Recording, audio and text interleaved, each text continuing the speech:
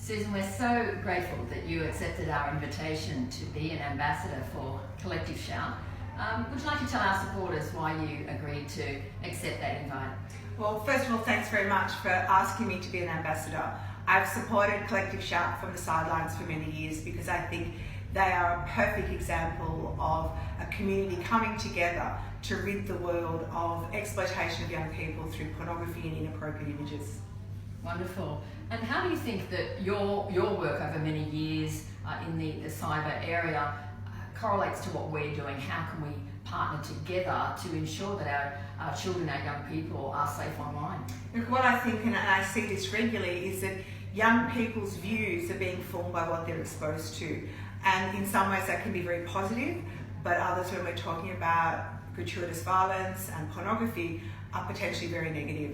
And I think the work that I do in the digital space, the fact that I have access to children all the time and their parents, it is about raising awareness, because while a lot of people don't quite get it or they don't understand the seriousness of it, they may have seen inappropriate images and they may have seen sex as advertising, but they didn't actually have the capacity, or they didn't feel like they had the capacity to make a difference.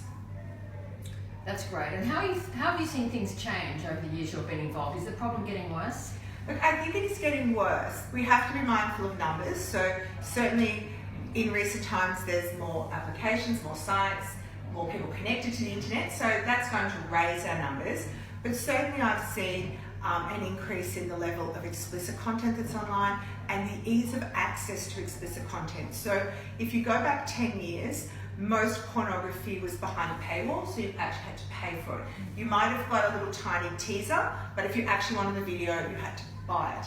And of course that meant children couldn't see it because they had no money, they had no credit cards, there were no such thing as prepaid Visa cards, so it was a hugely protective factor for young people. But one of the biggest shifts is now the large volume of free pornography, and that means it's accessible to everyone. Give us your top 4 tips to any parents that might be watching this video today. Look, I think to parents, be an active participant in their child's online life. We know that parents are the #1 protective factors, so you have to be there, you have to be with your children.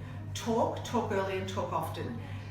Making sure that your children know that no matter what, if they see something, if they're shown it, if they stumble across it, they can come to you and tell you that something has distressed them. Learn to say no. It's okay to tell your children that they can't do something, especially when it comes to their personal safety, and make sure that you are on top of all the apps, sites and platforms that they're using. Wonderful. Thanks again, Susan, so much. Your support means a great deal to all of us at Collective Shout. Thank you. And thank you.